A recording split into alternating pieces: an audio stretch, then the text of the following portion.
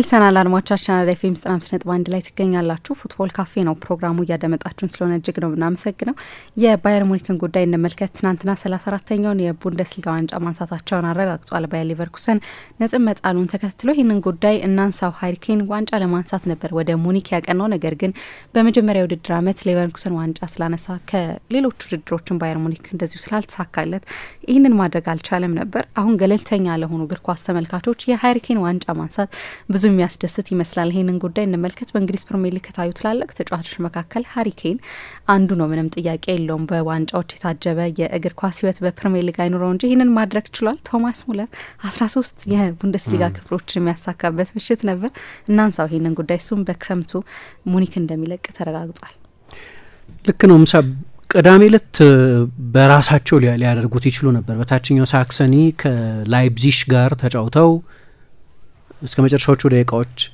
3-2 እየመሩ መጨረሻ ላይ በተቆጠረ ጎል በዩሱፍ ፖልሰን ጎል አማካይነት ጨዋታው 3-3 አለቀና ባየርን ጨዋታውን በማሸነፍ ሻምፒዮን መሆኑን ማረጋገጥ አልቻለም እና ለአንድ ሳምንት የተራዘመ መስሎ ነበር እንደምታስታውሱ እዛ ጨዋታ ላይ በቅጣት ምክንያት ሃሪኬን አልተሰለፈም ስለዚህ ትራክሱቱን ለብሶ አጠገቡ ወንድሙና ወኪሉ የሆነው ሰው እና ወላጆቹ ነበሩ ልጆቹም ባለቤቱም እንደዚሁ ሻምፒዮን ሊሆኑ የሚችሉበት ቀን ስለነበር አብሮት ወደ ሳክሰኒ ሄደው ነበር ግን የመጨረሻዎቹ ደቂቃዎች ላይ ባየርን 3-2 እየመራ ስለነበር ውጤቱ በዚያው ቢጠናቀቅ የሌቨርኩሰንና የፍራይቡርግ ውጤት ምንም ሆነ ምን ባየር ሙኒክ የቡንደስሊጋ ሻምፒዮን መሆኑን እዚያው ቅዳሜ ዕለት ሊያረጋግጥ ይችላል ነበር ስለዚህ ወርዶ ነበር ወደ ሜዳው አፋፍ ወደ ሜዳው ጠርዝ መጥቶ ነበር ግን መጨረሻ ላይ ያቺ የዩሱፍ ፖልሰን ጎል ስትቆጠር ለአንድ ሳምንት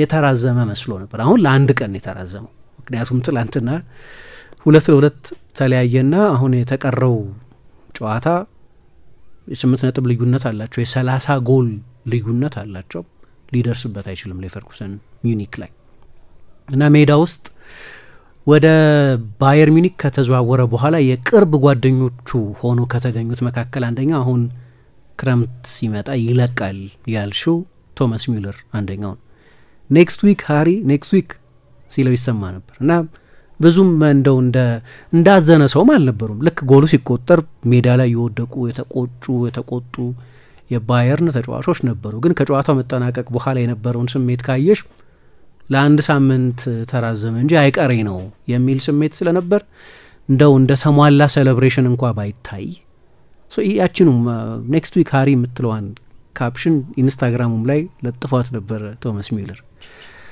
ከዚያ ግን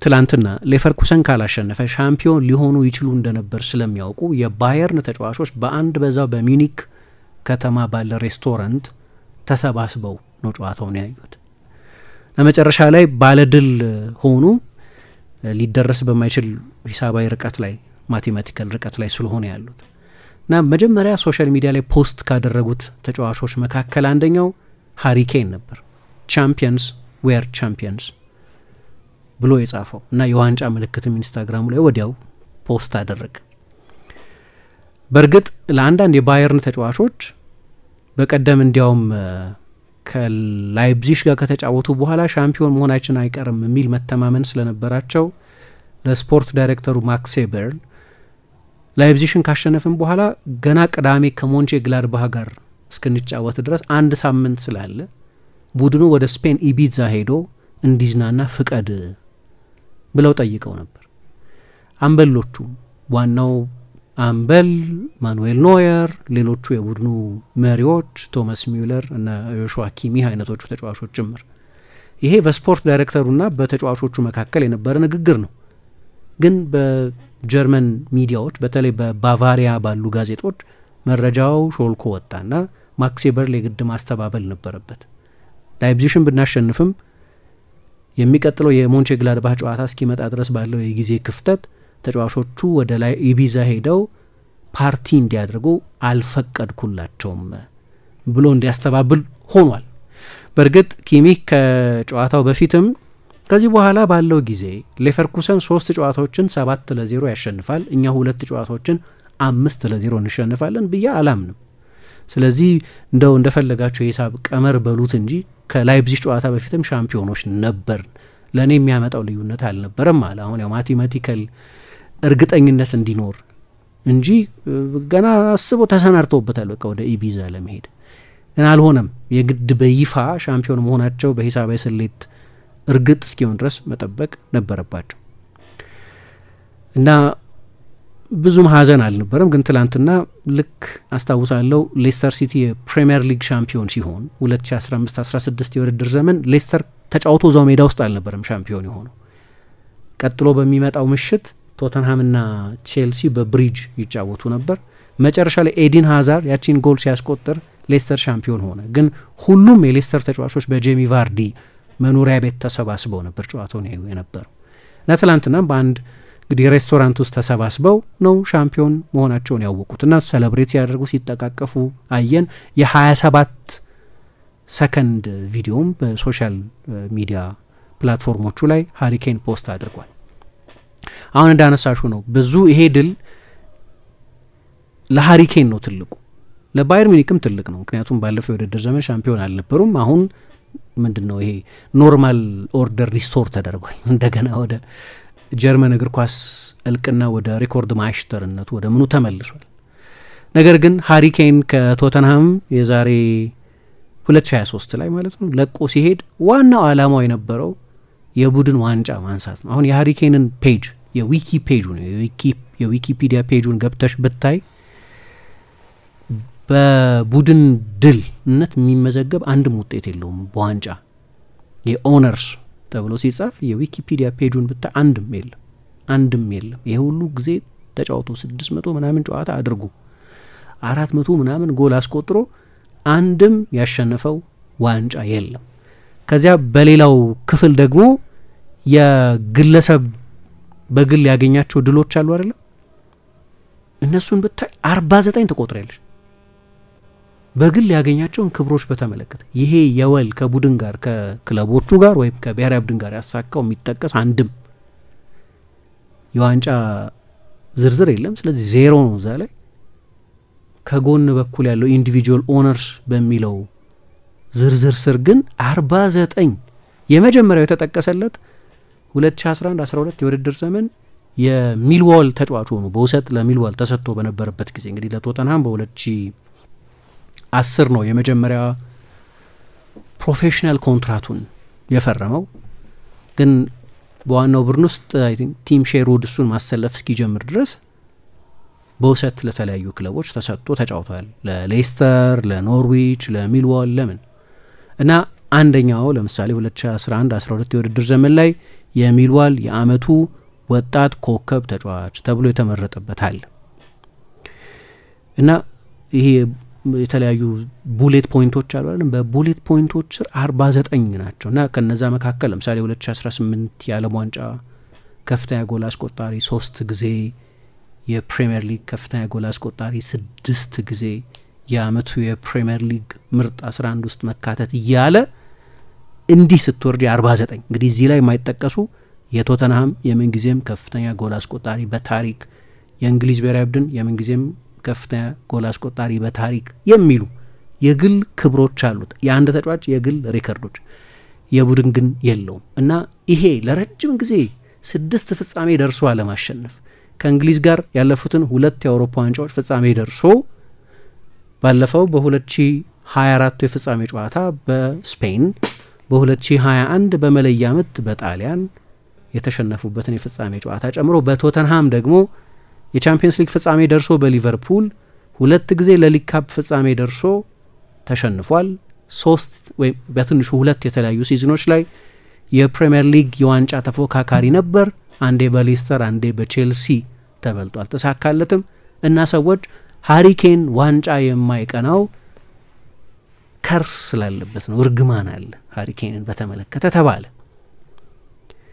ግን ይሄ ነገር የጀመረው ደግሞ ረጅም ጊዜ ስለሆነ ሶሻል ሚዲያ ላይ በቃ እንደው እንደ አንድ ተቀባይነት እንዳለው ናሬቲቭ ይንሸራሸር ነበር። ምክንያቱም አንድ የቶርኔዮ የሚባል ውድድር አለ፣ ወጣቶች የሚሳተፉበት ውድድር፣ ዓለም አቀፍ ውድድር ነው።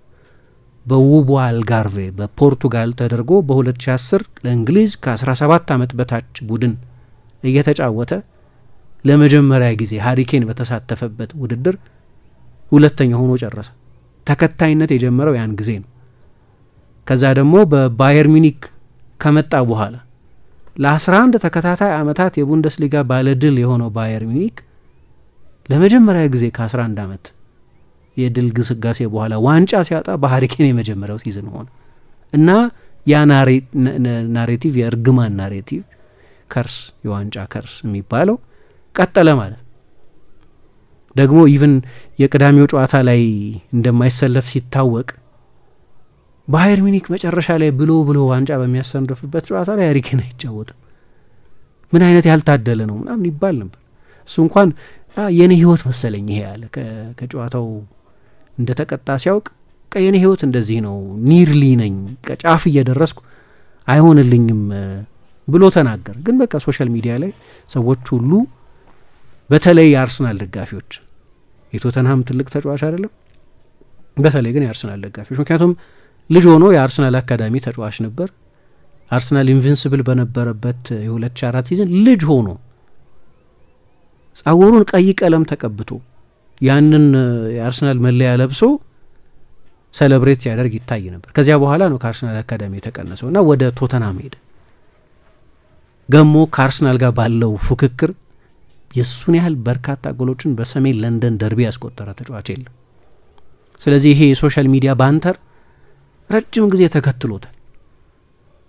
ግን እኔ እንደሚገባኝ ማንም የእግር ኳስ ደጋፊ እግር ኳስ የሚወድ ሰው ሁሉ ገለልተኛ የሚሆን ማንም የእንግሊዝም የባየር ሚኒክም ደጋፊ መሆን የማይጠበቅበት ሰው ሁሉ እንዲህ አይነት ሞዴል ፕሮፌሽናል የሱፐርስታር ኢጎ የሌለው ይህንን ሁሉ ጎል አስቆጥሮ ይህንን ሁሉ ስኬት ይዞ የእንግሊዝ የምንጊዜም ከፍተኛ ጎል አስቆጣሪ ሆኖ ግን ኢጎ ማታይበት ጭምት እና የላቀ ፕሮፌሽናል ከዛ ደግሞ ምንድነው ይሄ ሰልፍ ሜድ የሆነ እንዲሁ ሃሪኬንን ስታዩ የተሰጠ ክህሎት ያለው አይደለም። ይሄ አንዳንዴ የተቀቡ የሚመስሉ ተጫዋቾች አሉ። ምሳሌ ልክ ሜሲን ወይ ላሚን ያማልን ወይ ማራዶና የሆኑ ተጫዋቾች ልክ እንዳይሻቸው የተሰጣቸው የሚመስሉ ተጫዋቾች አሉ። ሃሪኬን እንደዛ አይነት ተጫዋች አይደለም። ለዛ ነው ከአርሰናል አካዳሚ የተሰናበተው። ከዛ ለምሳሌ ረጅም ጊዜ ክርስቲያኖን እንደ ትልቅ ክርስቲያኖ ሮናልዶ እንደ ትልቅ ሮል ሞዴል ያው ነበር ይባላል። ክርስቲያኖ ባለተሰጥኦ ተጫዋች ቢሆንም ግን ሁሉም ሰው የሚያነሳው የክርስቲያኖ አድናቂዎች የሆኑ ሰዎች በሙሉ የሚጠቅሱለት አንደኛው ነገር በላቡ በትጋቱ በልፋቱ በምኑ ያመጣው ነው አይደለ የሚባለው ሰልፍ ሜድ ነው የሚባለው እንጂ ልክ እንደ በቃ ኔይማርን ስታይ እንደምታየው አይነት የተለየ ጊፍት አለ አይደል? ሃሪኬን እንደዚህ አይነት ጊፍት የለውም። እንደው ለምሳሌ መጨረሻ ላይ እንዲህ አይነቱ ሰው ሚዲያ ላይ አጀንዳ የሚሆን ነገር ሲናገር ማትሰሚው ኢጎ ማያፍነው በቃ ይሄንን ሁሉ ደረጃ ላይ ከደረሰ በኋላም ጭምት ህይወት አሁን በባየርን ወደ ልምምድ ሜዳ ወደዛ በንስትራዝ ሲገባም ወደ ስቴዲየሙ ሲገባም ያንዳንዱን ሰው ሰላም ብሎ ነው የሚገባው ይባላል። በጣም ትሁት ነው እና የፋሚሊ ቫልዩ ያለው ሰው ነው። ከዛ ደግሞ ምርጥ ተጫዋች የፖቼቲኖ ቡድን ውስጥ መጫወት ጎል ማስቆጠር ብቻ በቂ አይደለም። እንዲያውም አንድ ኦዝቫልዶ የሚባል ተጫዋች ነው እንደ ውሻ እንድንሰራ ነው የሚያደርገን ይላል። እንደዛ ነው የሚለው የሳውዛምፕተን ተጫዋች በነበረበት ጊዜ አጥቂ ሆኖ የሚጫወት ተጫዋች እዛ ወክ እያደረገ መጫወት አይችልም ለፖቼቲኖ ቡድን። ስለዚህ 30 ጎልም እያስቆጠረ ከዛ ደግሞ ፕሬስ ያደርግ ይውላል። 12-13 ኪሎ ሜትር እየሸፈነ ይወጣል። 9 ቁጥርና 10 ቁጥር ሆኖ ይጫወታል። ጎሎች ያስቆጥራል። ግን በርካታ የመጨረሻ ኳሶች ደግሞ ለቡድን ጓደኞቹ ይሰጣል። መሪ ነው። በጮህ የማያስፈልገው ልክ እንደ ቀድሞቹ አንበሎች ተናጋሪ መሆን የማያስፈልገው ግን በምሳሌ የሚመራ ደግሞ በጣም የተዋጣለት ደግሞ መሪ ነው። ይህንን በእንግሊዝም ይህንን በቶተንሃምም ለአመታት አሳይቷል። ስለዚህ በዚህ ማነሩ ብቻ ዋንጫ ማሸነፉ ብዙን ሰው ደስ የሚያሰኝ ይመስለኛል። እንዳልኩት የአርሰናል ደጋፊ ምልበት ምክንያት ያው በአርሰናልና በቶተንሃም መካከል ባለው የኖረ የሚታወቅ ያን ሰፈር ባላንጣነት ምክንያት ማለት ነው።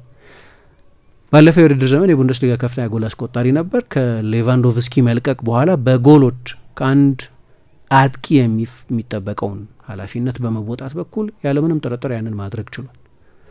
ከሌቫንዶቭስኪ መልቀቅ በኋላ ለአንድ የውድድር ዘመን አንዴ በኤሪክ ማክሲም ቹፖሞቲንግ ሌላ ጊዜ ሀሰተኛ 9 ቁጥሮች በመጫወት በዛ መንገድ በዩሊያን ናግልስማን በኋላ በቶማስ ቱኸል ቦታውን ለመምላት ተሞክሮ ነበር። ባለፈው የውድድር ዘመን ይህንን አድርጓል።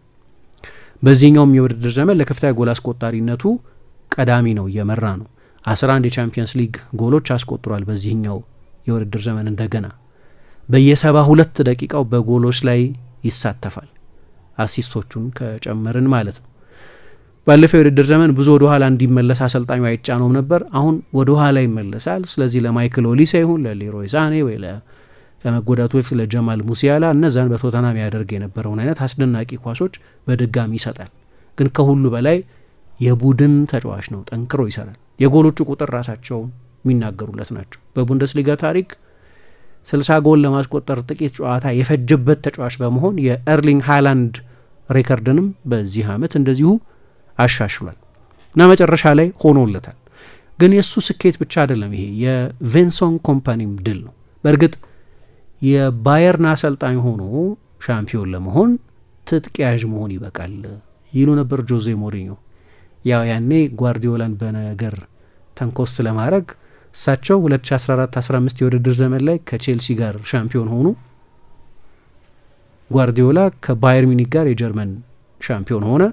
ከዚያ ጨዋታ መጠናቀቅ በኋላ እዚህ ማሸነፍ በጣም ከባድ ነው፣ ግን አንዳንዴ ብልህ አይደለሁም መሰለኝ ወደ እንግሊዝ ተመልሼ መምጣቴ፣ ብርቱ ፉክክር ወዳለበት ሊግ መምጣቴ ብልሃት አይደለም መሰለኝ። ምክንያቱም ኪትማን ዋንጫ ማሸነፍ በሚችልበት ሊግ ውስጥ ሄጄ በቀላሉ ዋንጫ ማሸነፍ ይችል ነበር አሉ። ስለማን እያሉ እንደነበር ብዙ ሚስጥር አልነበርም። የድሮ ጓደኛቸው በባርሰሎና ሳሉ ግን ደግሞ ትልቅ ተቀናቃኛቸው ሁለቱም ማድሪድና ባርሰሎናን በሚያሰለጥኑ ጊዜ ስለነበረው ሰው ሲናገሩ ነው። ግን ባለፈው የውድድር ዘመን ባየር ሚኒክ ዋንጫውን አጥቶ ነበር። አንድም ጨዋታ ሳይሸነፍ ሻምፒዮን በሆነው የሻቢ አሎንሶ ባየር ሌቨርኩዘን። ይሄ የውድድር ዘመን ሲጀመር የኮምፓኒን ለዚህ ስራ መመጠን ብዙ ሰው ተጠራጥሮ ነበር። ምክንያቱም አንደኛ ባለፈው የውድድር ዘመን ይሄው አሰልጣኝ በርንሌን ከፕሪሚየር ሊግ አወርዷል። ወይም እሱ የሚያሰለጥነው በርንሌ፣ እሱ ብቻ አይወርድም፣ ግን በርንሌ ከፕሪሚየር ሊግ ወርዷል። ሁለተኛ የባየርን 6ኛ ምርጫ ነበር፣ ከ6ኛም ዝቅ ባይል። ምክንያቱም ቲያትር ነበር ባለፈው ክረምት። ባየርን ቶማስ ቱኸልን መጀመሪያ አሰናበት፣ ወይም ከፌብሩዋሪ አካባቢ ከአሰልጣኙ ጋር ተነጋገረና ይሄ የውድድር ዘመን ያብቃና እንለያያለን አላቸው ቶማስ ቱኸልን። ስለዚህ ቱኸል እንደሚለቁ የታወቀ ነበር። ከዛ ናግልስማንን መልሶ ለመቅጠር ኦሊቨር ግላስነርን ለመሾም ዲዘርቢ ወይም ራልፍ ራኒክ የተለያዩ አሰልጣኞች ስማቸው ሲነሳ የመጀመሪያ ምርጫቸው ለነገሩ ሻቢ አሎንሶ ነበር። ግን አሎንሶን በሌቨርኩሰን ለመቆየት ወሰነ። ብቸኛው ፈላጊው ሚኒክ አልነበረም። ሊቨርፑልም ማድሪድም የሚፈልጉት እንደሆነ እናውቃለን። ምናልባት በመጨረሻው ማድሪድ ላይ ይመጣ ይሆናል። ለሱም ግን ጥሩ አሰልጣኝ እንደሆነ ለማረጋገጥ በጣም አስፈላጊ ነበር። አሁን እንዲያውም ምን አለ ቶማስ ሚውለር ሰሞኑን፣ እኔ በባየር ሚኒክ ከጓርዲዮላ መልቀቅ በኋላ የኮንቲኒቲ አሰልጣኝ አልነበረንም ማለት። አሰልጣኝ ይመጣል ይሄዳል። በጣም የተሳካለት ሃንዚ ፍሊክ ሳይቀር ከሀሳን ሳሊሃሚድዚሽ ጋር በነበረው ልዩነት ምክንያት ነው የለቀቁት እና 1 ዓመት ከ6 ወር ገደማ ነው ያሰለጠኑት ባየር ሚኒክን።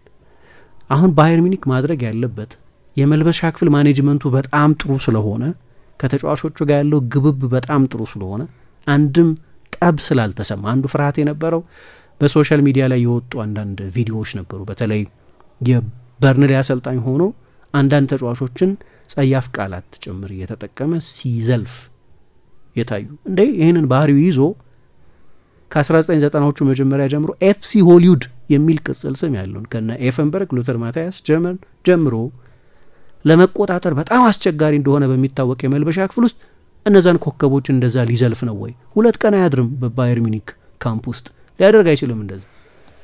ያንንም አላደረግም። አሁን ብዙሃን መገናኛዎች ላይ ወጥተሽ ብታይ የሱን እያንዳንዱን ቅድመና ድህረ ጨዋታ ጋዜጣዊ መግለጫ አንድም ተጫዋች በስም ጠቅሶ አንድም ተጫዋች በስም አንስቶ ተችቶ አያውቅም። እንደ ባየርን አይነት ቡድኑ ስታሰለጠኝ ናግልስማን እንደሚለው የአንድ አሰልጣኝ ችሎታ ሶሻል ኮምፒተንስ 70%፣ ታክቲካል ብቃት 30% ነው የሚለው። እንዲያውም የጀርመን አሰልጣኝ ከሆነ በኋላ አይ ተሳሳትኩ፣ ታክቲካል ኢንፑት ከ20% አይበልጥም፣ 80% ሰውን ማስተዳደር የፒፕል ማኔጅመንት የሚባለው ወይ የሰው የሂውመን ማኔጅመንት እሱ በጣም አስፈላጊ ነው ይላል። ኮምፓኒ ያወቀው አንዱ ነገር እሱ ነው። አንደኛ በቅርብ ጊዜ ትልቅ ተጫዋች ነበር። ስለዚህ ስታሮች ባሉበት የመልበሻ ክፍል ውስጥ እንዴት መናገር እንዳለበት ያውቃል። ዚዳን ለምሳሌ በሪያል ማድሪድ የመልበሻ ክፍል ያደረገው አንደኛው ነገር እሱ ነው። ዚዳን ትልቅ ተጫዋች ነው፣ እያንዳንዱ ተጫዋች ያከብረዋል። ስለዚህ እያንዳንዱ የሚወስነውን ውሳኔ ለምሳሌ ቤኔቴዝ ማን አንተ ምናምን እንደሚሉት ዚዳንን ሊሉት አይችሉም። ዚዳን ማን እንደሆነ ሁሉም ሰው ያውቃል። ግን እሱም ደግሞ እነሱን እንዴት ሃንድል ማድረግ እንዳለበት ያውቅ ነበር። ትልልቅ መልበሻ ክፍል ውስጥ ስኬታማ ለመሆን የሂውመን ማኔጅመንት አስፈላጊ ነው። በእርግጥ ባየርን ባለው የፋይናንስ አቅም ምክንያት ይሄ ተፈጥሯዊ ነው። ያንን አለማደፍረስ ብቻ ነው የሚያስፈልግ የነበረው። እኔ ብዙም አያስደንቀኝም። ቀጥሎ ካለው ቡድን ከእጥፍ በላይ የሆነ የፋይናንስ አቅም ያለው ቡድን ሻምፒዮን ሲሆን ኖርማል ነው። ይሄ በጣም ኖርማል ነው። ግን ኮምፓኒ ልምድ አልባ ስለነበር ጥርጣሬዎች ነበሩ። አምና ቱኸል አላደረጉትማ። ቱኸልን የመሰለ ልምድ ያለው አሰልጣኝ እኮ ሻምፒዮን አልሆንም።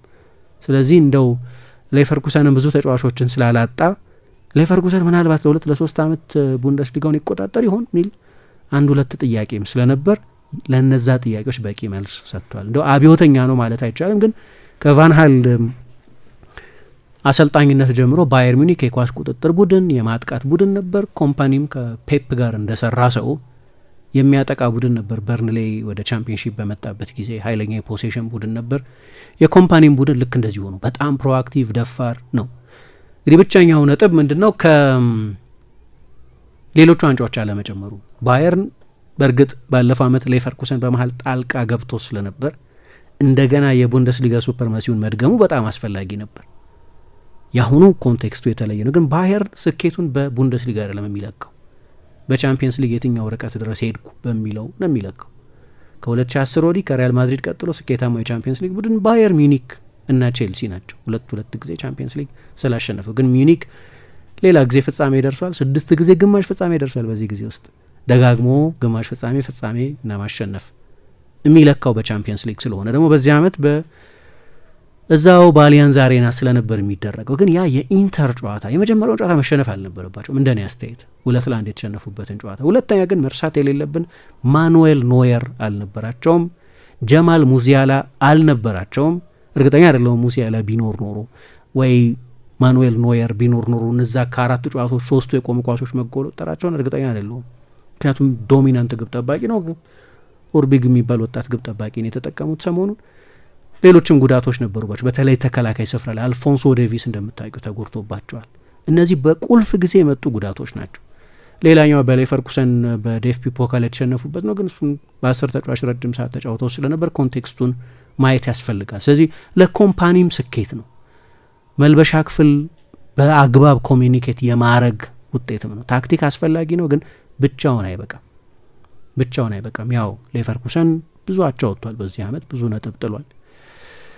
እዚህ ውስጥ የአንዳንድ ተጫዋቾችንም ጥቅም ከፍ አድርጓል። ለምሳሌ ኪሚህን በተመለከተ ቱኸል ምናልባት የናግልስማን የቅርብ ሰው ስለነበር ሊሸጡት ይፈልጉ ነበር ይባላል።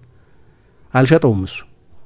እንዲያውም ሰዎች እንደሚሉት በአማካይ ክፍል ላይ በተሰጠው የኃላፊነት መጠን ከስቴፋን ኤፈንበርግ በኋላ ባላክ እንኳ ያልነበረው ሜዳ ውስጥ የመወሰን ስልጣን ተሰጥቶታል። እያንዳንዱ ማጥቃት በሱ ስር እንዲያልፍ በማድረግ የሚሉ ሰዎች አሉ።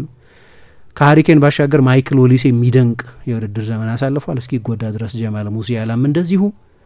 ስለዚህ የወልም ስኬት ነው፣ ግን ለአንዳንዶቹ ግለሰቦች በተለይ ይልቁን ለሀሪኬን ግን ለራሱ ለኮምፓኒም ቢሆን በጣም ትልቅ ድል ነበር እና ሚኒክ ትላንትና በይፋ ለ34ኛ ጊዜ በክለቡ ታሪክ ሬኮርድ ማይስተር የሚባለው የሪከርድ ማስተር የሚባልበት አንደኛው ምክንያቱም ይሄኛው ነው። የሚኒክን ያህል ደጋግሞ ያሸነፈ የለም።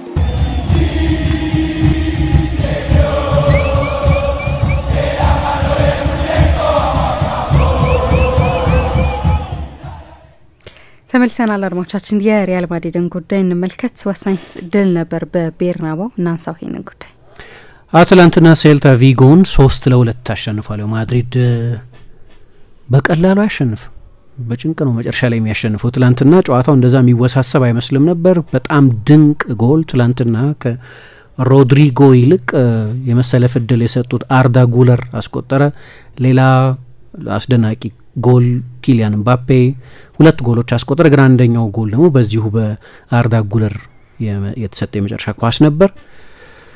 ነገር ግን ማድሪድ አሁን ያለፉትን 16 ድሎቹን ብታይ 16 ተከታታይ ያሸነፋቸውን ጨዋታዎች ፌብሩዋሪ 23 ዢሮናን 2-0 ካሸነፈበት ጨዋታ ወዲህ ያሉትን 16 ጨዋታዎች ብታይ በአንድ የጎል ልዩነት ብቻ ነው የሚያሸንፈው። ልክ እንደ ትላንት ነው 3-2። ስለዚህ የመጨረሻዎቹ ደቂቃዎች ድራማዊ የመሆን እድላቸው በጣም ሰፊ ነው። ትላንትና እንደዛ ነው ይሆን። ሴልታ ቪጎ ጥሩ ቡድን እንደሆነ እናውቃለን። በቅርብ ጊዜ ባርሴሎናን ፈትኗል።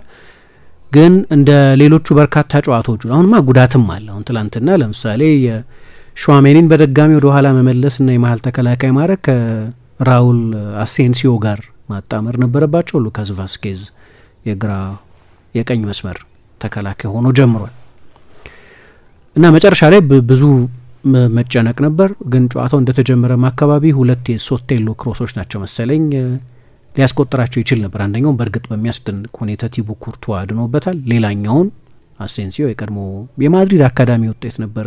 ማርኮስ አሎንሶ የቀድሞ የቼልሲ ተጫዋች በኋላ በቅርብ ጊዜ ባርሴሎና ተጫዋች ነበር። ግን ደግሞ ማድሪድም 3-2 እያለ በምባፔ በጁድ ቤሊንገም በብራሂም ዲያዝ አማካይነት 4-2 ሊያደርግ የሚችልባቸው እድሎች ነበሩት። መጨረሻ ላይ እንግዲህ በጭንቅም ቢሆን አሸንፈዋል። ግን አንድ መነሳት ያለበት ነጥብ አሰልጣኙ ረዳቸዋለሁ ምን አይነት እንዳደረጉ አሰልጣኙ አንቸሎቲ ብዙ ጉዳት አለባቸው አይደለም። ትላንትና 6 ተከላካይ ነው በጉዳት ምክንያት ያጡት። አንዳንዶቹ ደግሞ ለረጅም ጊዜ ከሜዳ የሚርቁ ተጫዋቾች ናቸው። ለምሳሌ ሩዲገር ሰርጀሪ አድርጓል። ስለዚህ ከዚህ በኋላ ባሉት የላሊጋ ጨዋታዎች ቅጣትም አለበት፣ ግን በጉዳቱ ምክንያት አይሰልፍም። ዳቪድ አላባ ልክ እንደዚሁ ነው እያለን ብዙ ተጫዋቾችን በጉዳት ምክንያት ቡድኑ አጥቷል። የሚታወቀው ባለፈው ክረምትም ለምን ተጨማሪ መሀል ተከላካይ አላመጡም? የሌኒ ዩሮ ዝውውር ሳይሳካ ከቀረ በኋላ እሺ ከ20 ሚሊዮን ዩሮ በላይ አንከፍልም አሉ። እሱ ውሳኔያቸው ነው።